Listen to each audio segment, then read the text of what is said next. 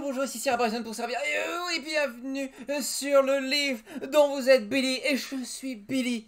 Nous sommes sur la forteresse du Chaudron Noir et la dernière fois on avait cramé une taverne. Et accessoirement on avait aussi cramé tous nos vivres, notre sac de couchage, nos souvenirs. Bref, on a tout cramé. Oh! Et on s'était retrouvé à devoir plus ou moins fuir tout ce qui passait parce que on avait cramé une taverne quand même, hein, c'était pas loin. Donc on est reparti, on était parti en page 90. Votre nouvel ami ne semble pas avoir été très affecté, tout du moins trop affecté, par ce qui vient de se passer. Vous ne l'aviez pas remarqué dans l'obscurité de la taverne, mais maintenant qu'il est sous la lumière du jour, vous pouvez deviner les nombreuses cicatrices parcourant sa musculature impressionnante. À le contempler en train de réfléchir calmement au milieu de la ruelle, vous comprenez qu'il en a vu d'autres. Ce qui ne vous rassure pas plus que ça. Vous finissez par lui demander vous avez la moindre idée de ce que les orques voulaient faire avec votre sang? Ou pourquoi ils en voulaient d'ailleurs? Aucune idée. C'est bizarre. À part mon ardoise à la taverne, il me semble pas avoir d'être à ce moment. Pourtant, il vous cherchez, c'est sûr. Et il le faisait en utilisant ce drôle de truc brillant que le chef vous a mis sous le nez. Et c'était vraiment un truc brillant, hein, je précise. J'en sais rien, mais j'aurais dû partir avant. Sûr que ça valait un petit paquet d'argent, ce machin. Muse-t-il en se grattant le menton. Écoute, Billy, je sais pas ce qui se trame par ici, mais on se quitte plus maintenant. À sa manière, Fanta m'a demandé de veiller sur toi. Ouais, mais si c'est vous qui attirez les ennuis. Alors je les cognerai 2 fois plus fort. Rugit-il soudainement. J'ai une dette d'honneur à remplir et je m'y tiendrai. Parce que s'il n'y a plus d'honneur, il n'y a plus de justice et il n'y a plus rien, pas Arkham. Vous pouvez... Ouais, vous n'avez pas de chance, hein. Vous poussez un petit soupir chargé à la fois d'espoir et de détresse. Pour le meilleur ou pour les pires, vous avez maintenant un allié fidèle dans cette ville. Vous seriez bien passé de ces ennuis cependant. Si vous êtes sorti sans faire brûler la taverne, partez en 5. Si elle est réduite en cendres, les citadins commencent à murmurer en votre direction en 277. Allons, 277. Oh! Dum dum dum dum dum. Hop là. Page d'après. Les passants qui ont été témoins de la scène continuent d'observer l'auberge. Partir en fumée, la pauvre. Certains commencent à s'agiter et vous montrant du doigt. C'est eux qui sont responsables. Ils sont sortis les premiers. Le grand a l'air dangereux, mais que font les gardes? Faut les enfermer. Vous là, halt! Ces dernières paroles proviennent d'une patrouille de gardes qui se lance à votre poursuite. Mieux vaut ne pas traîner dans le coin. Si vous êtes équipé d'un kit d'escalade, vous pouvez fuir par les toits. Page 141. Oui, j'ai un kit d'escalade. Page 141. Si j'ai quoi comme autre possibilité? Oh ouais, c'est ça. Hop là. Au détour d'une rue, vous lancez votre grappin et vous l'entendez s'accrocher à une cheminée. Dépêchez-vous! Ils sont partis par là! Hurla le capitaine de la garde à ses hommes. Lorsqu'ils arrivent, votre compagnon et vous-même avez déjà disparu sur les toits. Vous épiez les gardes en contrebas en rangeant votre grappin. Le berbère vous murmure. Je connais un endroit pas très loin d'ici. Où se planquer le temps que ça se tasse, tu viens. Allez, viens. Vous passez sur les toits et redescendez en 22. 22, voilà les flics. Dans l'obscurité de la nuit fraîche, les rues de la ville se sont vidées de leurs âmes. À cette heure tardive, les Nénoniens ont pour la plupart regagné leur logement. Les rares citadins qui sont encore de sortie sont soit ivres-morts, soit à la recherche des cuisses chaleureuses d'une catin. Le plus souvent les deux d'ailleurs. Vous atteignez enfin l'endroit sûr que connaît le Pierrot barbare. Et un simple relais à cheval. J'aime bien l'odeur du foin, affirme-t-il d'un ton qui n'autorisait aucune contestation. Et je connais le taulier. C'est des gens fiables. Ils nous laisseront passer la nuit ici sans discuter. Ça me dérange pas, mais qu'est-ce qu'on va faire pour... Qu'est-ce qu'on va faire, quoi? Qu'est-ce qu'on va pouvoir faire? On peut pas passer toute notre vie à se faire poursuivre par des orques, des gardes, ou je sais pas quoi. J'essayais d'y réfléchir sur le chemin, justement. C'est vrai que je peux pas vraiment te protéger éternellement si ça continue comme ça. Ah, ça me donne une idée. D'un geste délibéré, votre compagnon enfouit l'une de ses mains dans votre sac et en extirpe la corne de grog qu'il avait entreposée plus tôt, sans que la moindre goutte se soit renversée à l'intérieur d'ailleurs. Ignorant ce détail intéressant, mais peu propriétaire, vous attendez que le barbare finisse de boire avant de l'enjoindre à développer sa pensée. Et du coup, hein, ton idée? Dites-vous en faisant un moulinet de la main. Bah, c'était de boire un coup, pardi. Toute cette marche, ça me donne soif. Hein. Ah, vous pincez les yeux en poussant un soupir de frustration avant de réfléchir à haute voix pendant que l'autre finit sa boisson tranquillement. Les orques de la taverne. Ils avaient un drôle de symbole attaché à l'épaule, comme deux yeux rouges qui se dessinaient sur une grosse tache noire. Ça vous dit rien? J'ai bien peur que non. Mais on est à la capitale, il y a forcément des gens qui savent. Ce qu'il nous faut, c'est des infos sous un symbole, mais comment faire pour obtenir? Oh, ça, y a rien de plus simple qu'un. Demain, on demandera à tous les habitants de l'Enonia. Et s'ils veulent pas nous dire, bah, on les frappera dans la bouche. Jusqu'à ce qu'ils disent. Et s'ils savaient rien, bah, ils s'en remettront. Oh! Plongé à pleine réflexion suite à cet échange, vous vous apprêtez à approfondir la stratégie la plus simpliste de votre ami avant qu'un ronflement tonitruant ne vienne troubler au silence. Vous recroquevillez dans votre paillasse en utilisant votre sac comme oreiller. Vous ignorez si cette journée a été la pire de votre vie ou si elle annonce au contraire une maigre espoir pour votre avenir. En tout cas, elle fut beaucoup trop longue. Trop épuisé pour gérer vos émotions, vous sombrez dans un profond sommeil. Cette nuit paisible au fond de l'écurie vous fait regagner 4 points de vie. Ça tombe bien. J'en ai que 3 de base.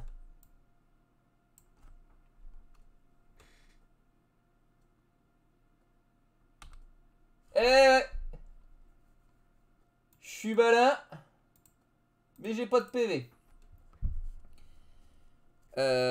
Plus 2 points de vie si vous disposez d'une marmite. Si vous avez un kit de soins, n'oubliez pas de multiplier les points de vie par 2. Passez une nuit de rêve. En 12.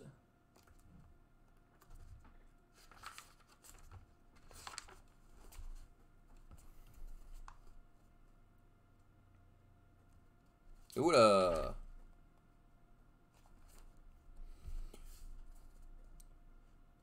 Nous avons prouvé l'homme, maître. L'artefact a sonné. Il est très fort, alors ça ne fait pas de doute. C'est bien celui que vous faire fond. Ayant terminé son rapport, le chef orc de l'auberge se rend péniblement au garde à vous. Du fond des ténèbres de la pièce, une voix puissante et d'un calme terrifiant résonne. Il devrait être là, à genoux devant moi, mais il ne l'est pas. Vous avez failli, et vous savez que l'échec n'a pas de place dans mes rangs. Après un bref instant de réflexion, la voix poursuit. Je vous laisse le choix de votre mort. Vous désignerez vous-même lequel de vous trois me rapportera la tête des 2 autres. Allez. Merci, maître. Sans demander le reste, les guerriers blessés quittent la pièce aussi rapidement que possible. Désormais seule une silhouette immense et radiante de danger se détache de l'obscurité. D'un pas puissant, elle se dirige vers un guéridon sur lequel une sphère se met à luire à mesure que l'ombre s'en approche. Ainsi, te voilà enfin. Je n'ai que faire de celui qui t'accompagne. Ton sang sera bientôt à moi. Entre mes mains, adresse-t-il en direction de la boule lumineuse dans laquelle on observe votre image et celle du pire barbare, marchant côte à côte. La vision est furtive et la boule déjà perd son éclat, jusqu'à ce que votre reflet finisse par complètement disparaître, sans bouger de sa position. La voix du Seigneur Noir tonne de toute sa demeure, aussi froide et implacable qu'une pierre tombale. Funestre, macabre, mortel, à moi, mes généraux. À cet appel surgissent tour à tour 3 créatures. La première ouvre la porte et pénètre dans la pièce d'un pas lourd avant de poser un genou devant son maître. Il s'agit d'un orque, gargantuesque à la peau sombre, arborant un casque déplumé et une tenue disparate, trophée de ses violentes victoires. Derrière lui retentissent de nombreux cliquetis qui grincent sur le sol. Dans un sifflement, surplombant d'un corps terrifiant d'araignée géante, une belle femme aux yeux sévères fait cette courbette référencieuse, en pliant ses pattes avant, acérées, comme des lames de rasoir. Dans ses 6 yeux se lisent une admiration et une dévotion sans faille pour la voix qui l'a invoquée. Enfin, comme appelé par l'arrivée des 2 autres, un elfe fin, à la démarche gracile, doté d'une tenue fabuleuse, exécute un pas de danse alambiqué avant de s'incliner en laissant sa longue chevelure blanche tomber sur son visage. De prime abord, les 3 serviteurs semblent extrêmement différents les uns des autres, mais les yeux de chacun connaissent le goût du sang. « Que voulez-vous, maître » demande l'orque géant. « Vos désirs sont nos ordres » ajouta l'arachné. « Et vos ordres sont nos plaisirs » termina l'elfe svelte. L'ombre massive examina les formes de ses serviteurs avant d'annoncer d'une voix puissante « Vous allez !» Entendu l'orque. Vous l'avez trouvé. Nous l'avons trouvé. Il est encore à Lenonia. Et fait route avec un enfant. Massacre. C'est toi que je désigne. C'est à toi que je fais l'honneur de me ramener son sang. Reviens victorieux ou ne reviens pas. Quittez cette vision de ténèbres en vous réveillant en sang. Bouh, ça fait peur. Acte 1. Lenonia, et je vous montre cette magnifique illustration de Lenonia. Et je prends un petit verre de café.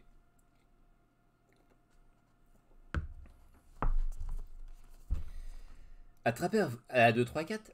À travers vos paupières, vous sentez la lumière du soleil briller fort dans le ciel. Lorsque vous ouvrez péniblement les yeux, vous poussez un cri de frayeur en voyant le visage du pyro-barbare se tenir à quelques centimètres du vôtre. En se redressant de toute sa hauteur, il éclate d'un rire sonore. « Ha ha ha ha ha ! Debout là-dedans ! Je comprends que t'aies voulu faire la grasse mat. La dernière fois que j'avais aussi bien pioncé, c'était dans une poubelle. » On est où? Vous êtes qui? Et qu'est-ce qui pue comme ça? Ramène tes affaires, gamin. Et avale un truc. Aujourd'hui, on part en chasse. À mesure que la brume du sommeil se dissipe dans votre cerveau, les souvenirs de la veille vous reviennent en bloc. Les orques, la taverne, la rencontre avec Pébé. Le pyro-barbare s'appelle Pébé. Oui. Fanta, votre village.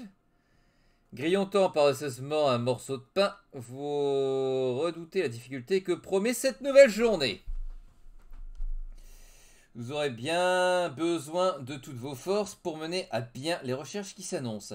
Avant que le soleil ne se couche, vous devrez rassembler au moins 3 infos sur les orques de votre recherche et le symbole qu'ils portaient. Qui sont-ils? Qui est leur commanditaire? Et pourquoi en veulent-ils à votre ami? Toutes ces réponses se trouvent sûrement dans la ville de Lenonia. Explorer la capitale et questionnant les habitants vous semble être la meilleure option. Mais vous n'aurez le temps que de visiter que 3 endroits parmi les possibilités multiples qui s'offrent à vous, pardon. Désolé, je regarde le live en même temps. Fiez-vous à votre intuition. Ah oui, effectivement, il y a pas mal de choix possibles. Autrefois, votre mère avait souvent l'habitude de consulter une voyante pour trouver des réponses à ces questions. Et c'est précisément à cela que vous pensez en apercevant l'échoppe d'une vieille cartomancienne. Si vous êtes du genre à écouter votre maman, allez au 158 qu'elle vous dit d'aller. Si vous avez la conviction que toutes les réponses peuvent se trouver dans les livres, dirigez-vous en bibliothèque en 187. Les gardes et les orques que vous avez aperçus hier n'avaient pas vraiment l'air de soldats réglo. En vous faisant davantage penser à des mercenaires vendus plus offrant d'ailleurs. Peut-être que la guilde des mercenaires pourrait vous renseigner sur leur origine. Leur commanderie se trouve en 122. À propos des gardes, il serait peut-être pas vain d'aller leur parler à la caserne. S'ils sont mêlés à cette traque, l'un d'eux pourrait sûrement s'avérer assez idiot pour vous livrer des informations. Et si c'est le cas, leur mettre une dérouillée ne serait pas de trop. S'ils vous recherchent, ils vont vous trouver. C'est en 98. Quel meilleur endroit qu'une bonne vieille taverne pour récolter l'information et ragot. Celle du barbare hydraté n'est certes plus une option, mais une ville comme Lénia en compte plusieurs. Pas la peine de choisir, le barbare le fait à votre place. Suivez-le dans un boui-boui plus modeste en 48. D'un murmure convenu, votre ami vous informe qu'une maison cloche peut receler bien des confidences. Et le temple de la déesse Ichia, réputé pour ses délices exotiques et ses secrets mal gardés. Adossé à l'église du quartier carrément. Directement à côté de l'église. Ça, c'est qualitatif. De Mélène en 79, vous pourriez peut-être y mener l'enquête en profondeur. Vraiment en profondeur. Justement, dans l'église du quartier de Mélène, vous trouvez un apothicaire connu pour les décoctions et ses connaissances en tout genre. Peut-être a-t-il récemment soigné les orques amochés. Ses officines sont ouvertes à tous en 171. La foire en folie, nommée Marché aux marchands, regorge de toutes sortes de choses. Qui sait, peut-être pourriez-vous y troquer quelque chose contre une information. Ou obtenir par un moyen plus discutable. Quoi qu'il en soit, promenez-vous au milieu des étals en 165. Vous entendez non loin des éclaboussures de lavandières qui s'attellent à leur tâche. Leur talent unique pour faire parler les slips sales pourrait s'avérer très précieux. Tout le monde a besoin d'une tunique propre de temps en temps, et vos poursuivants ne font pas exception. Approchez-vous poliment en 254. Alors que le barbare part devant vous, vous entendez un bruit suspect s'échappant de l'écurie. Examiner les relais de chevaux dans lesquels vous avez passé la nuit pourrait se révéler judicieux. Sait-on jamais, un indice traîné peut-être sous votre nez, passez à la porte de l'écurie en 53. Lorsque vous aurez effectué vos 3 choix et visité les 3 lieux correspondants, revenez en 210. D'accord. Donc on a énormément de choix. J'ai déjà 2 choix en tête. La bibliothèque. Pourquoi? Parce que je suis un Billy débrouillard qui a tout simplement le pamphlet. Ce qui fait que, en fait, je suis un Billy débrouillard qui sait lire. Donc une bibliothèque, ça peut être pas mal. Le Pierrot Barbare, par contre, dans une bibliothèque, j'ai peur. Il y a la maison cloche, parce que, c'est une maison cloche. Et le troisième, je ne sais pas. Je vais tenter, du coup, la bibliothèque. Donc je vais aller en 187. On va déjà voir ce que je vais avoir en 187. Trouver une bibliothèque dans une cité dont la plupart des habitants sont illettrés n'est pas une chose aisée. Les rares passants à qui vous demandez votre chemin vous regardent en chien de faïence quand ils vous considèrent pas comme un illuminé. Et ce n'est qu'après une longue errance dans les Léonia qu'une bâtisse, dont le fronton flanqué d'un grimoire gravé à même la pierre attire votre attention. En poussant la lourde porte, vous sursautez brutalement quand vous tombez nez à nez avec un gorille colossal qui s'avère être le gardien des lieux. Levant distraitement les yeux à travers son pince-nez, celui-ci répond à votre cri d'une voix impeccable. Bonjour, à vous aussi, monsieur. En vous voyant rester bouche bée sur le pas de la porte, l'étrange libraire replonge dans sa lecture. Lorsque vous décidez enfin à pénétrer les lieux, il se contente de vous ignorer en ajustant son pince-nez. Si vous êtes muni d'un pamphlet, vous pouvez lui demander s'il possède une section sur les différentes factions RNR et leurs symboles en 108. C'est ce que je vais faire. Ha ha. Excusez-moi, monsieur. Enfin, monsieur. Ouais, on va dire monsieur. Bafouillez-vous, vos yeux atteignant à peine le comptoir. Poussant un soupir ostentatoire, le simien ne semble pas vouloir vous accorder la moindre once d'attention. En laissant traîner votre regard, vous lisez le titre de la couverture de son livre à haute voix. Les monstres sont aussi vos amis. Encyclopédie des cultes des créatures de Vetter, tome 4. Tome 4? Mais ce livre est énorme! À cette réaction, le bibliothécaire lève un sourcil plein de surprise en votre direction. Jeune humain, sauriez-vous donc lire? Bah ouais, mon mentor il m'a appris. J'ai eu beaucoup de mal, je vous avoue, mais je voulais savoir ce qui était écrit en dessous des images. Ajoutez-vous en agitant votre pamphlet favori. À cela, le gorille referme son livre dans un claquement sonore avant de vous sourire de toutes ses dents. Veuillez accepter toutes mes excuses, jeune maître. C'est un plaisir de vous accueillir dans ce modeste lieu de lecture. Que puis-je faire pour vous aider? Nous recherchons des informations à propos d'un symbole que les orques portaient. Un symbole, monsieur? Retizen d'ailleurs.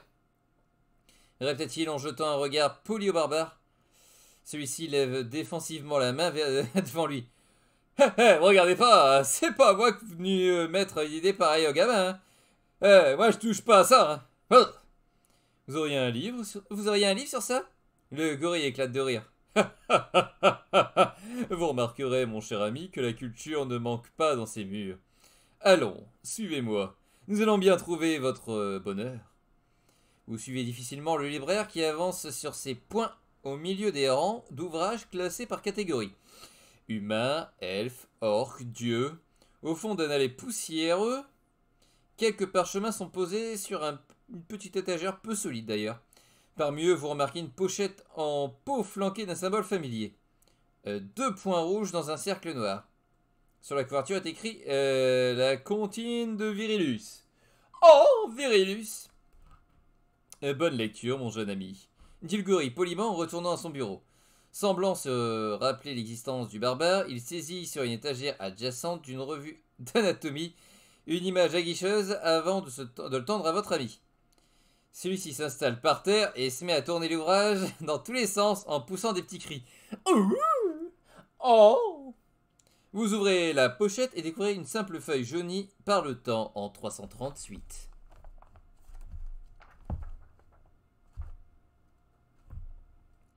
« 338. Durant la nuit sans lune, il vint au monde sur la glace des steppes. À cette heure, il hurla sa douleur, arraché au ventre d'une mère mourante et défaillante, des dieux. Puis il sentit la faim. Alors il prit son sein dur et froid entre les lèvres et but. Mais il avait encore faim. Quand vint le temps de marcher, il chercha sa place sur ce monde. Il traqua, frappa et dévora les bêtes sauvages autour de lui. Mais il avait encore faim. Quand vint le temps des questions, il grogna, hurla et menaça la nature elle-même, jusqu'à rencontrer les premiers humains. Mais il avait encore faim.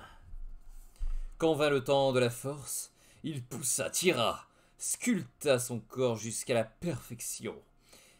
Et la sueur et ses efforts s'évaporaient sur ses muscles brûlants de rage. Mais il avait encore faim. Quand vient le temps de la maîtrise, il para, feinta et travailla sans relâche, terrassant les maîtres d'armes les plus sanglants et les plus habiles. Mais il avait encore faim. Quand vient le temps de gloire, il se fit soldat. De bataille en bataille, se délecta de la souffrance affligée et buva les louanges de ses frères de guerre jusqu'à la lie. Mais il avait encore faim. Quand vient le temps de la conquête, il prit le commandement. D'abord un fort, puis un domaine, et enfin un royaume.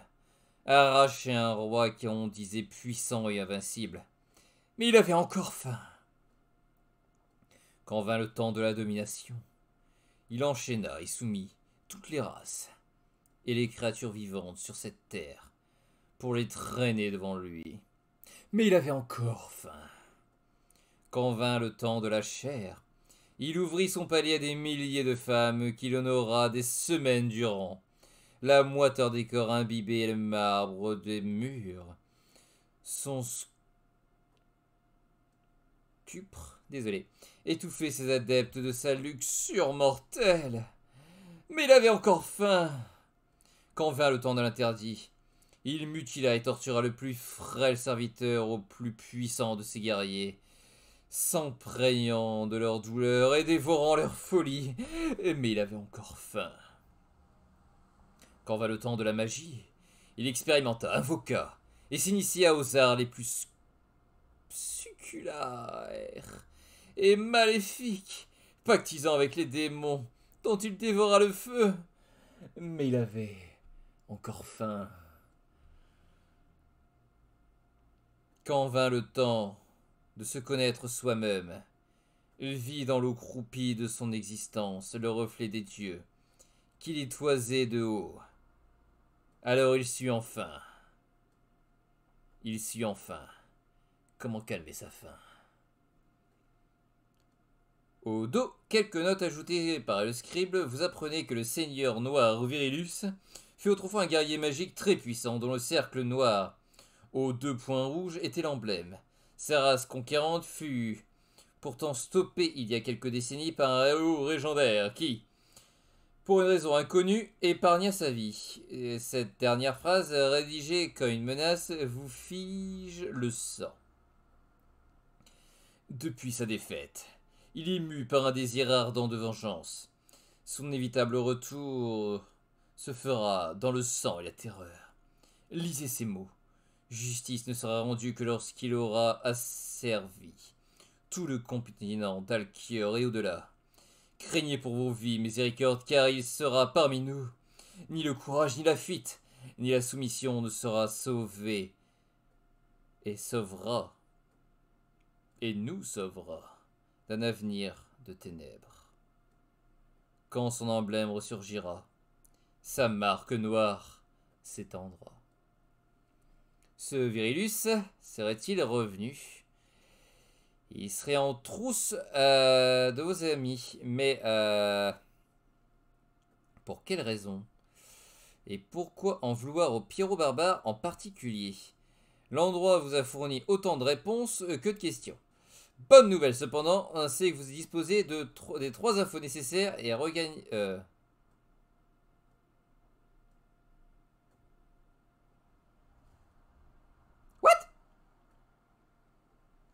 C'est que vous disposez des 3 infos nécessaires et regagnez 7 points de chance.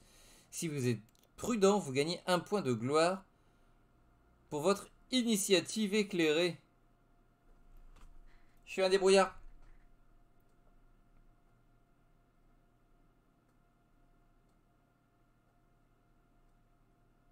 Ah, j'ai débloqué le succès chute.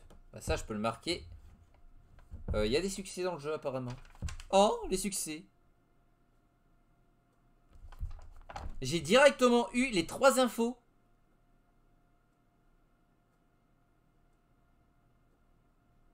Oh, je suis déçu. J'ai eu les 3 infos. Il faut que j'aille en sang. J'ai même pas été voir les prostituées. Allez, vous allez me dire que j'ai le droit d'aller en sang. Oui, j'ai le droit d'aller en sang. La bonne nouvelle cependant, c'est que vous disposez des 3 infos nécessaires. J'ai directement les 3 infos.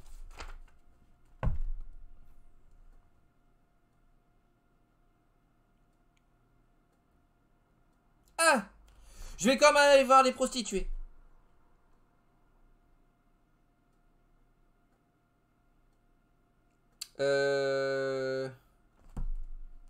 C'était quelle page? 79. Yes. Il se dit que nulle part en Erenor on ne trouve délices plus suaves qu'à l'étreinte d'ici. Oh. Petite maison de plaisir dans l'enseigne, 3 créatures entrelacées. Ne laisse aucun doute quant au service proposé. Et fidèle à la volonté des dieux, l'établissement, sous tutelle de la déesse Eyetia, est jumelé avec l'officine de Mélène et ne saurait prospérer que dans le respect de l'équilibre de la mère et de l'amante. Bien que le lieu exprime une certaine discrétion, vous avez pu le trouver sans difficulté d'ailleurs. Devant le parvis, le barbare se raidit brutalement avant de s'écrouler face contre terre, complètement paralysé. Ah oui, j'ai oublié, grince-t-il d'une voix étouffée sur le sol. Je suis plus vraiment le bienvenu ici. Et l'épicuré m'en veut feu pour une broutille et susceptible comme il est, et il a invoqué une injonction d'éloignement à Isia. Ah, je me paralyse à chaque fois que je m'approche de cette bouche. Ah bah dans ce cas-là, bougez pas, je vais y aller seul. Aucun risque, gamin. Vas-y pour deux. Eh, salut la petite Greyfield, de ma part. Vous répondit gaiement en soulevant une pousse au sol au prix d'un effort colossal. En franchissant le seuil, vous passez à travers plusieurs voiles de soie, alors qu'un puissant mélange d'encens, de rose et de sueur vous saisit les narines. Avachi sur un fauteuil, un elfe mâle et élancé vous ouvre les bras. Bienvenue au palais d'Issia. À toi chasse la solitude en pourchassant les plaisirs. Et je suis l'épicuré. Et cette humble demeure, on m'appelle le plaisancier. Enchanté, monsieur. Le plaisancier. Moi, je m'appelle Billy. Eh bien, Billy, jeune Billy, oh mon Billy, tu sembles avoir l'âge et la vigueur requis pour jouer à du luxe et de l'élixir. Dis-moi, jeune étalon, as-tu déjà goûté aux délices de la chair? J'ai pas beaucoup eu l'occasion, vous savez, j'ai mangé du foie de veau un jour, ça compte? Oh. Vous répond le prêtre plaisir, en faisant une petite moue amusée. Je pense qu'il va falloir t'initier aux saveurs du monde de l'au-delà. Allez, filles! Termine-t-il en frappant nonchalamment dans ses mains. À ces mots, les rideaux derrière lui se soulèvent, laissant apparaître un couple de libertines, trop occupés à se dévorer la bouche pour remarquer votre présence. À votre pied, une femme reptile aux tenues de soubrette et poussette le mobilier en vous laissant un regard rêveur. Pour ta première fois, tout est offert, jeune Billy.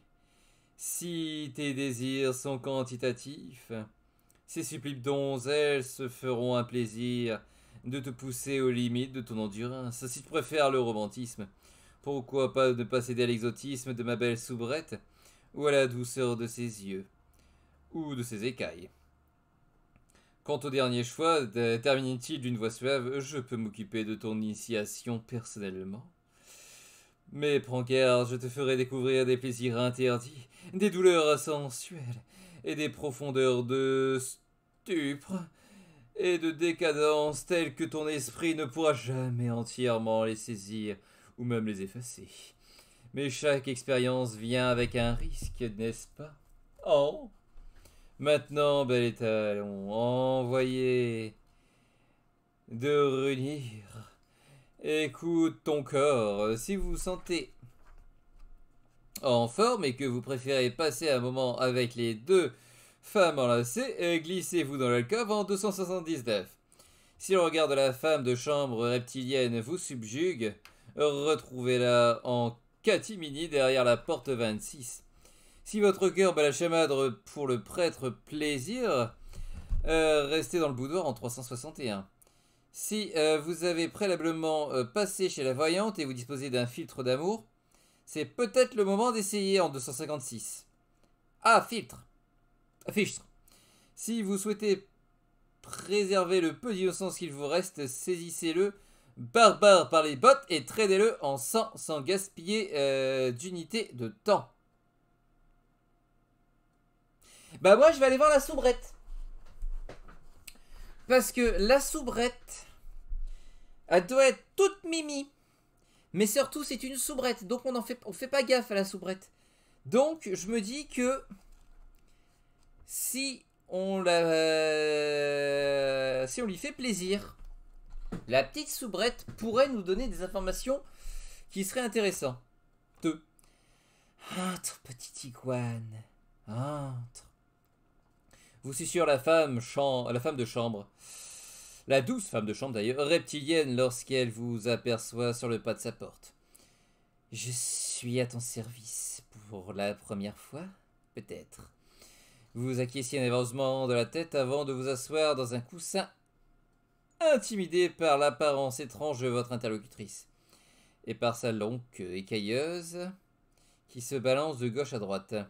Si l'exotisme de la situation vous titille l'esprit et le corps, vous avez cependant quelques appréhensions à l'idée de vous faire manger pendant l'acte. Rassure-toi, je ne mange pas mes partenaires. Tu n'es pas le premier à t'inquiéter, siffle-t-elle pendant que vous poussez un soupir de soulagement. Tu me flattes de ton choix, tu sais. J'essaie d'honorer Issia en donnant du plaisir, mais je dois reconnaître que les clients ne se bousculent pas. La tenue, peut-être, dit-elle, soudainement triste. Émue par cet instant de faiblesse, vous prenez votre courage à deux mains et saisissez tendrement l'épaule frêle, et fraîche et lisse d'ailleurs, de la reptilienne, afin de l'allonger délicatement sur un sofa. Après avoir débuté votre vie sexuelle avec les plus étranges des partenaires, vous décidez de traîner un peu au lit, avec cette soubrette écailleuse mais docile, trouvant en elle une amie assez agréable que plaisante. Vous partagez malheureusement votre méconnaissance du monde et de ce qui ce qui entoure. Si vous ne récupérez aucune info, vous obtenez néanmoins une nouvelle amie. Afin de vous remercier et honorer la déesse ensemble, elle saisit sa queue et en détache une écaille de dragon avant de vous l'offrir. Si vous acceptez poliment son cadeau et l'ajoutez à votre inventaire, vous demandez ce que vous allez bien pouvoir en faire. En sortant, vous abandonnez votre réflexion pour traîner le barbare sur son visage et retourner en sang. Félicitations, vous avez débloqué le succès polir la lance. Cochez-la la case correspondante à la fin de cet ouvrage. Ce que je ne ferai pas, bien évidemment, parce que je n'ai pas envie de l'abîmer en sang. J'espère bien évidemment que j'ai pas besoin d'avoir la liste des succès pour avoir la vraie fin. Sinon, il faudra que je me retape toutes les... tous mes let's play pour le savoir. J'ai donc une écaille de dragon. Oh. De toute façon, il faut bien savoir que j'ai déjà les 3 infos qu'il me fallait. Donc, j'ai pas forcément besoin de m'embêter. D'ailleurs, je marquais ici les 3 infos sur Virilus. Pour être sûr de dire que je l'ai bien évidemment. Voilà. Donc, on a fait des découvertes insensées, incessantes et insondables. Et on a récupéré une nouvelle amie, petite amie même potentiellement, et une écaille de dragon. On a nos 3 infos, donc on a déjà tout ce qu'on a besoin. On sait que, maintenant on sait que la cartomancienne, ou voilà, ça va être pour avoir un filtre d'amour, ce qui va ne servir à rien, puisqu'on l'avait déjà utilisé du coup. Donc qu'est-ce qu'il nous reste à faire? On pourrait vérifier l'écurie. On pourrait aller voir celle qui lave les slips et chaussettes.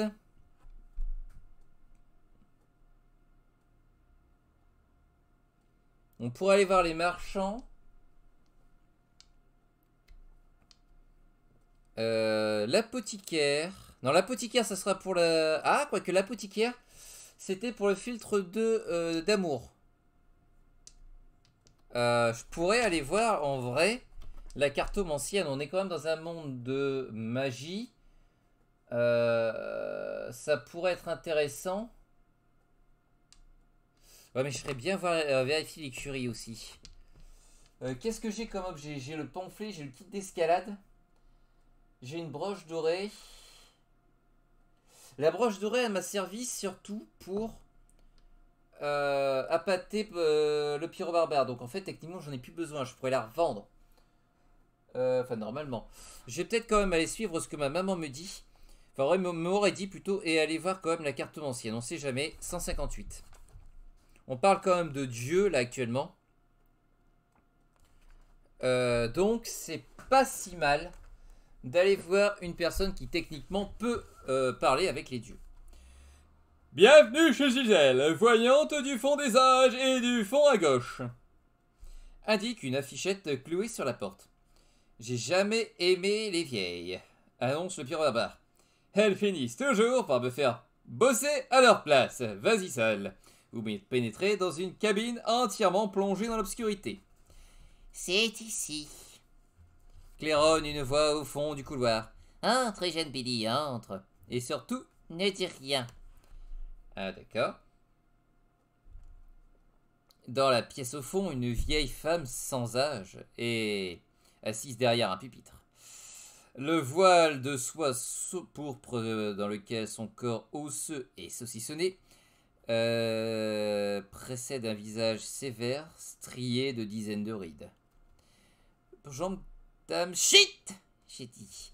Ici, on ne pose pas de questions, on écoute les réponses. Logique. De sa bouche s'échappe des voluptes jaunes d'une énorme cigare qu'elle a coincée entre ses gencives. Je connais déjà tes questions. Concentre-toi sur celle qui te paraît la plus importante. Et quand tu partiras sans payer, aie au moins la politesse de te sentir mal.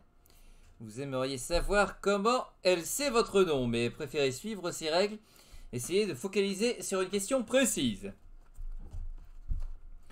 Si vous voulez si vous souhaitez découvrir le secret des dieux, pensez au 42. Si vous voulez savoir comment devenir plus fort, froncez les sourcils en 38. Si votre désir est de connaître le secret du bonheur, souriez en 128, pardon. Si vous souhaitez savoir comment trouver l'amour, rêvez en 83. Et si au fond de vous, vous souhaitez régner sur le monde, fermez les poings en 247. Enfin, si vous voulez simplement savoir qui a mis votre tête à prix, haussez les épaules en 499. Alors je sais déjà qui c'est qui a mis la tête à prix. Virilus. Qui veut apparemment se taper les dieux. Et se taper dans le sens premier du terme, c'est-à-dire qu'il veut les taper. L'amour, a priori, on vient de la trouver déjà. Régner sur le monde, on en a strictement rien à foutre. Avoir une bonne armure, ça serait peut-être pas mal.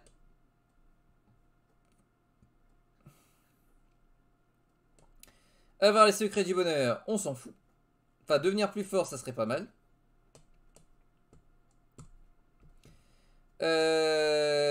Non, on va découvrir le secret des dieux en 42. C'est logique. Bonjour à la personne qui vient d'arriver sur le live, bien évidemment. En 42.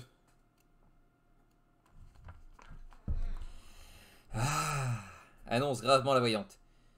Tu n'es pas prêt pour la réponse à cette question, mais je vais te la donner quand même. Clame-t-elle avant de se racler la gorge. Nous vivons sur un objet géant et sans âme, qui dérive dans un océan d'infinies étoiles. Tout ce que tu vois n'est qu'une vaste création au but perdu. Nous sommes notre réel et notre éternelle prison. Un homme au cœur d'acier mène une lutte sans fin contre un morceau d'acier au cœur de pierre. Et nous dansons éternellement dans la paume de leurs mains. Elle inspire une grande bouffée avant que son visage... avant de vous souffler dans la gueule d'ailleurs, hein. Aïe. Maintenant pars. Et va vivre une vie dénuée de sens au milieu d'un fragment de terre aussi froid que son créateur. Troublé par ces révélations sibylliennes, vous quittez la vieille femme en vous disant qu'elle est complètement folle. Vous perdez un point de chance, mais vous gagnez un point de chance max. Ah! Donc je gagne un point de chance max. Ce qui, somme toute, n'est pas mal.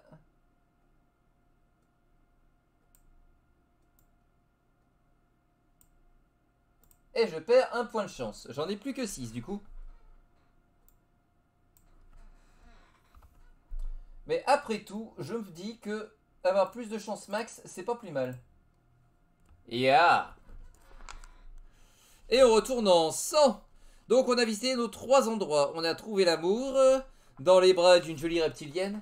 On a découvert que Virilus en voulait à notre ami Pyrobaba. On ne sait pas encore pourquoi, mais on sait qu'on est mal barré. Et on sait qu'on a des dieux qui se tapent d'eux sur la gueule et qu'on est plus ou moins à rien dans le pomme de leur main. Mais on a gagné de la chance. Ce coup-là était vraiment inutile, je pense. Mais bon. Sur ce, j'espère que cette petite vidéo vous aura plu. On a avancé dans les quêtes de notre Pyrobarbare. J'espère que ça vous a plu. Si c'est le cas, n'hésitez pas à commenter, à liker, à partager et à vous abonner si ce n'est pas déjà fait. Ça ne vous coûte rien et moi ça me ferait extrêmement plaisir. N'hésitez pas non plus à checker dans la description les différents liens qui s'y trouvent. Vous irez pas mal de choses comme le lien du Twitch où je fais d'ailleurs cette vidéo en live. Vous y trouvez aussi des liens sur Instant Gaming puisque je suis en partenariat avec eux, enfin tout du moins en affiliation avec eux pour avoir des jeux moins chers, et plus vous achetez des jeux moins chers là-bas, plus j'aurai la possibilité d'avoir des jeux gratuits pour vous. Donc vous avez des jeux moins chers et après vous avez des jeux gratuits. Oh, c'est péniblement et génialement magnifique. Et sur ce, il ne me reste plus qu'à vous dire à la prochaine. Bye.